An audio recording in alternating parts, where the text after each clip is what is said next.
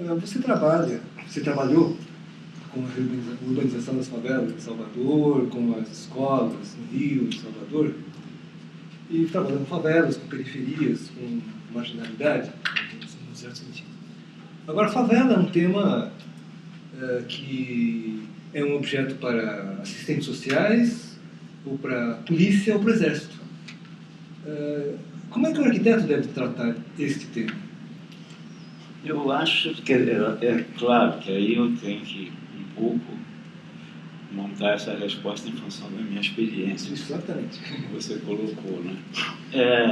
Evidentemente que a favela é um submundo com suas regras, suas leis próprias, né? Principalmente com relação ao tráfico que existe lá, né? Então eu acho que, em primeiro lugar, eu penso que as intervenções na favela têm que ser transitórias, porque a gente não pode aceitar aquela forma de urbanização, que é uma forma espontânea, mas é uma forma que não atende corretamente, né? Então eu acho que deve ser as implantações e as ações que se faz lá são transitórias.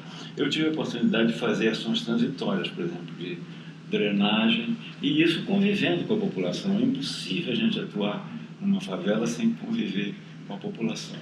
É preciso a gente se internar naqueles problemas, né, que são os problemas do dia a dia dele, da acessibilidade, o problema de relacionamento entre eles, né, e o problema do tráfico que existe lá, né?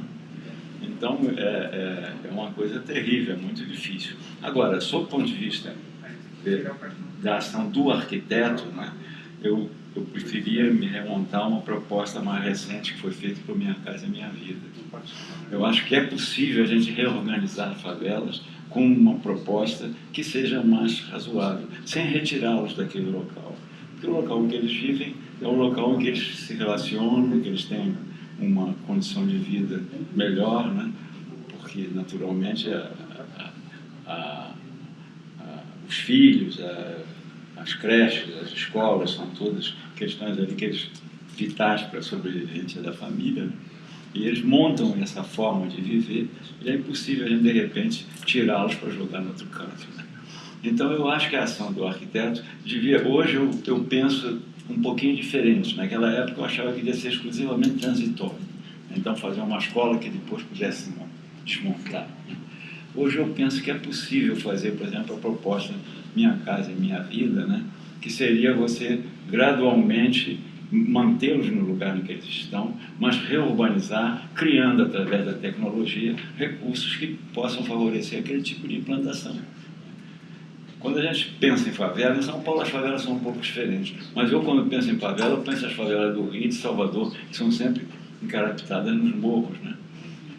Devido à topografia das cidades. Então, eu acho que é possível o arquiteto ter esse tipo de ação. Mas, para isso, acho que é fundamental que haja um convívio. Acho que não se pode fazer isso através de um projeto, né? Um projeto sem essa interação muito grande com as pessoas que residem ali. Todas essas ações que foram feitas à base de interagir até com os traficantes.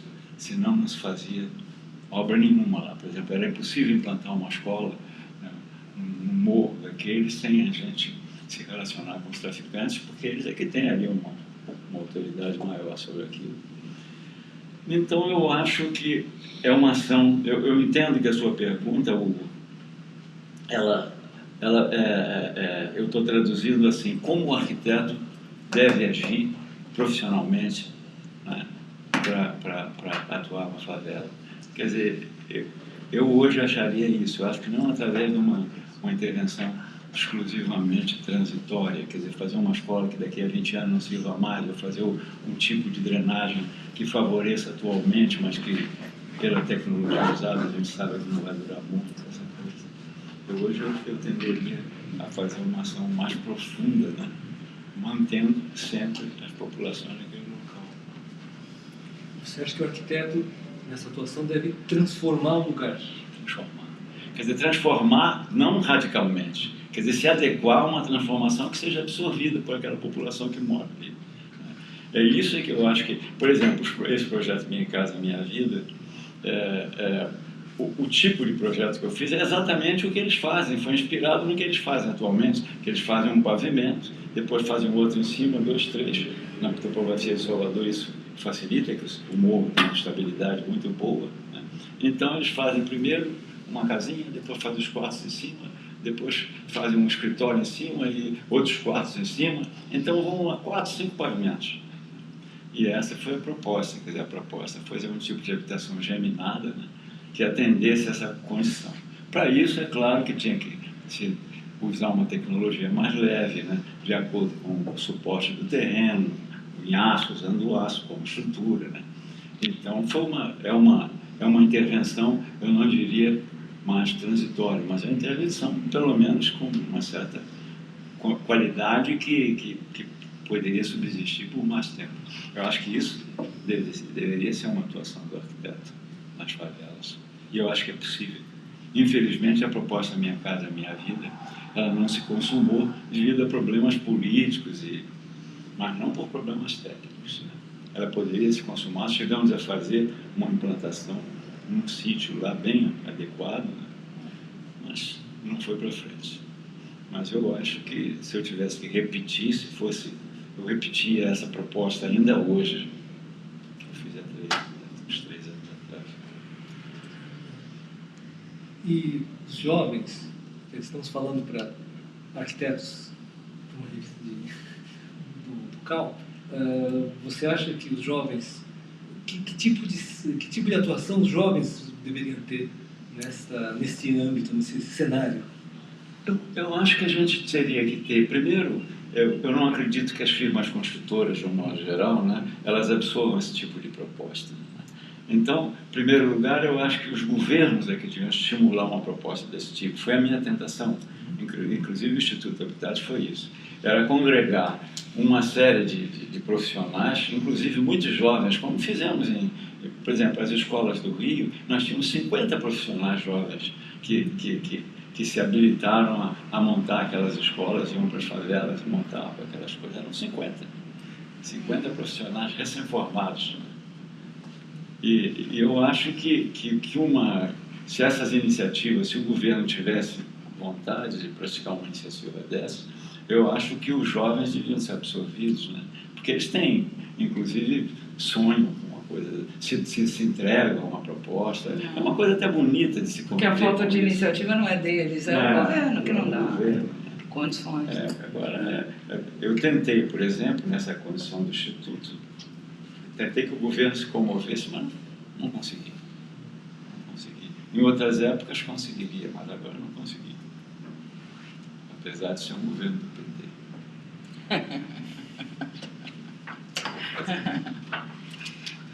Mas, no fundo, enfim, esses trabalhos que você desenvolveu nas favelas,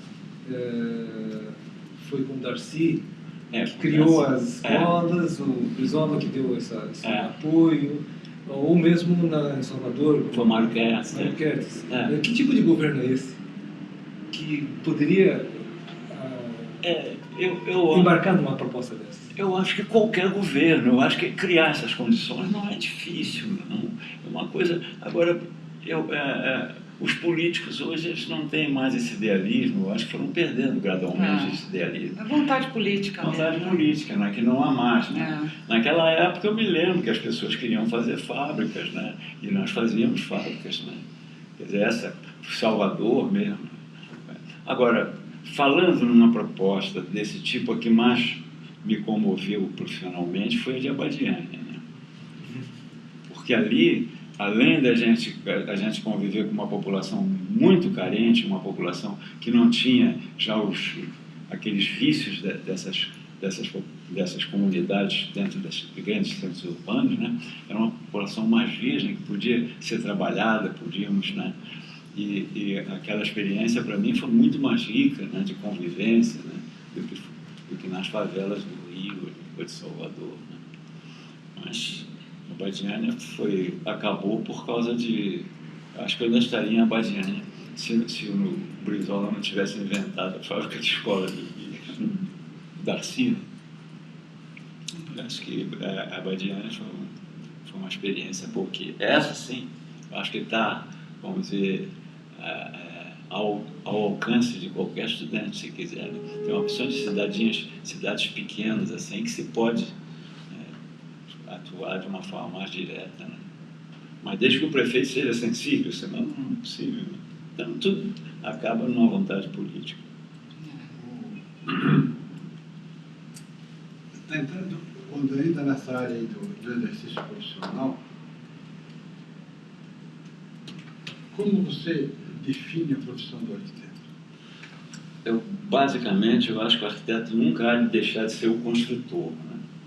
Eu acho que o arquiteto foi o construtor durante toda a antiguidade e continuar sendo o construtor.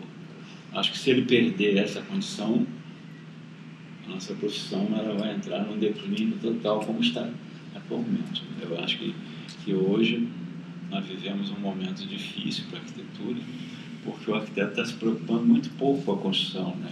Em função principalmente dessas tecnologias que são apresentadas aí cheias de glamour. Então o arquiteto está se desinteressando. Hoje ele especifica, ele não desce ao detalhe, ele não sabe como se constrói mais. Né? E cada vez que surgem essas tecnologias importadas, por exemplo, de envelopar os prédios com essas coisas de vidro, esse negócio.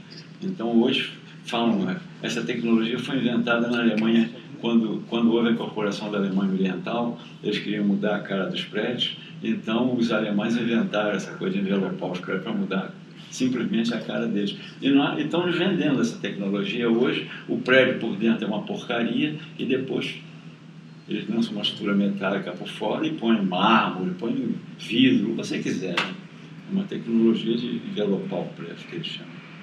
Eu acho que isso aí, o arquiteto praticando esse tipo de tecnologia, né, ele cada vez ele se afasta mais do problema construtivo, porque ele aceita fazer uma operação plástica no prédio dele, né, simplesmente de mudar o muro, mudar a coisa, e não se incomoda mais com a construção. A construção tem muito pouca importância, né, para o arquiteto hoje em dia, né, e as escolas também eu acho que são um pouco culpadas disso, né. Claro que nem todas, existem grandes exceções, mas de um modo geral eu creio que essa forma do arquiteto se afastar da construção, ele de um modo geral, ele está criando um outro perfil de profissional. Eu acho que ele deixa de ser arquiteto. Como é que você está vendo o trabalho desses jovens arquitetos? Eles têm uma ansiedade enorme, são ansiosos de saber construir, mas eles vão perdendo na medida que vão convivendo. Todos esses jovens que, por exemplo, nesses últimos anos que eu montei um escritório grande para fazer até esses prédios do Tribunal Regional de Trabalho, essas coisas todas, era um escritório grande que tinha 30 pessoas. Eu convivi, todos eles ficaram ávidos assim, de entender o processo construtivo, como a gente pratica no nosso escritório.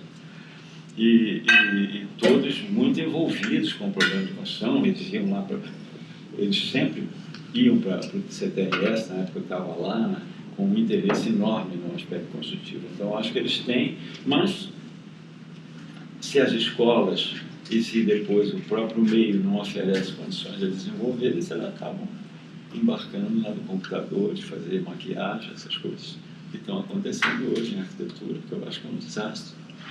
A maquiagem dos prédios é uma coisa terrível, né? A gente passa nas cidades, a gente sente que são todos maquiados. Me lembro, antigamente, uma ocasião que o Marcelo Roberto, que é um arquiteto que eu respeitava muito no Rio de Janeiro, era muito bom profissional, né? Mas ele, uma ocasião, ele fez um prédio lá em Copacabana que ele botou na frente do banheiro, quer dizer, houve um certo falseamento da esquadria, né? Ele trouxe a esquadria um pouco mais baixa, a janela do banheiro era alta, todo mundo criticou, não, que é isso, não sei o quê, o Marcelo não pode fazer isso, né? Foi na escola, tudo. Hoje só se vê isso. Antigamente, o que era uma blasfêmia passa a ser um elogio. Você mascarar uma janela de banheiro, hoje eles mascaram o prédio inteiro. Então eu acho que isso, mas isso, eu não acho que isso seja Acho que isso é uma consequência. É uma consequência da desinformação do que é o sistema combustível. Então, eu acho que o próprio cálculo está sendo assim.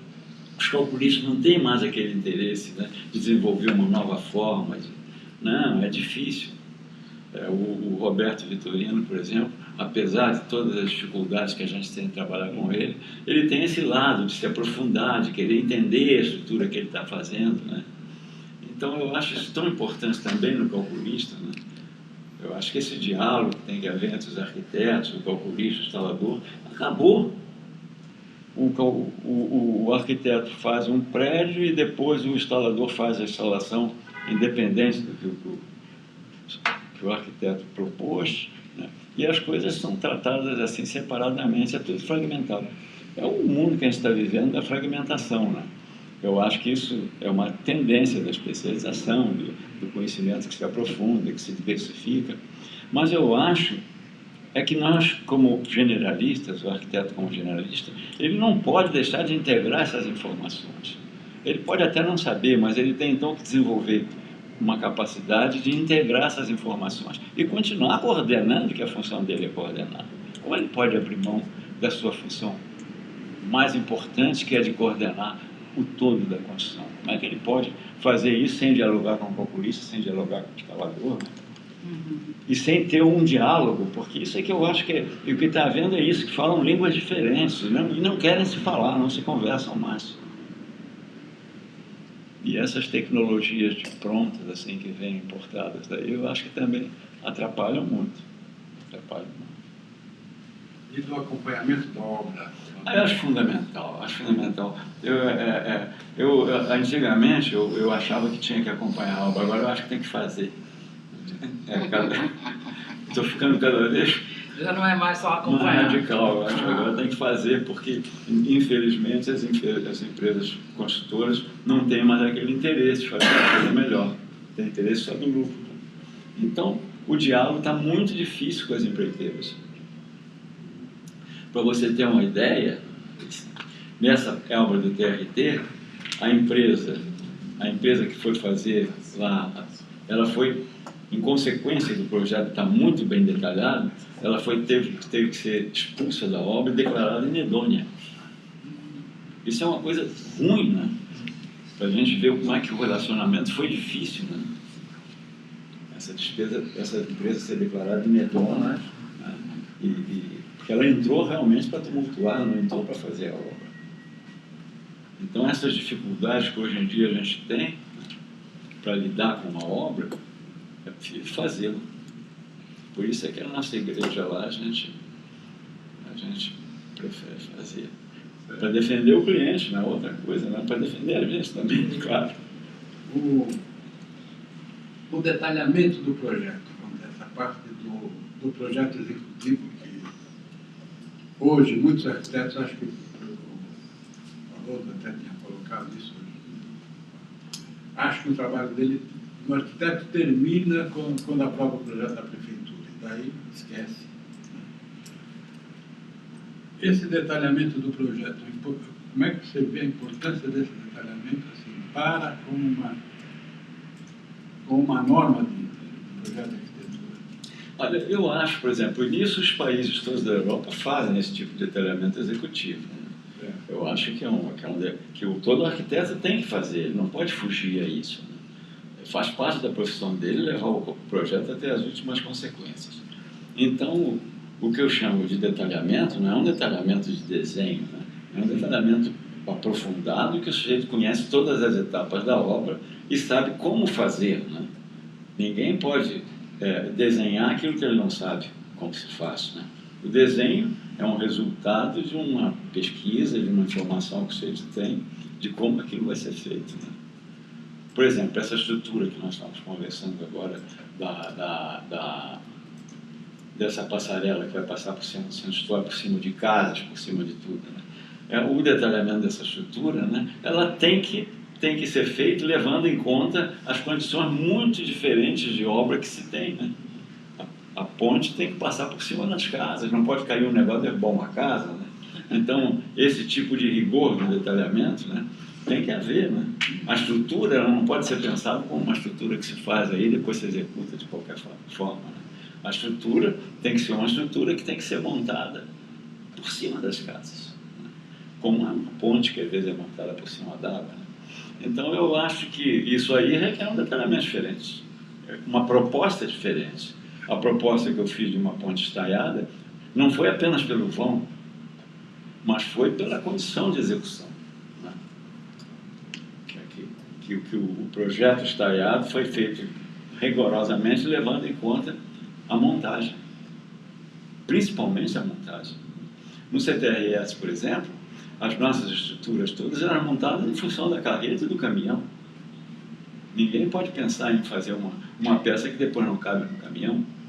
E ninguém pode pensar também em fazer uma peça que, pelo seu volume, pela forma, custe muito caro o transporte. Tem que pensar que aquele caminhão tem que ser cheio por peso, para ser economicamente viável. Então, eu acho que essas coisas, né, o detalhamento está tão estreitamente relacionado com o projeto, né, com a própria concepção. Né? Claro que eu não chegaria ao extremo que você tem que detalhar tudo antes de fazer um projeto, mas eu acho que certas coisas fundamentais têm que ser tratadas de uma forma integrada, em conjunto. Não pode ser fragmentado.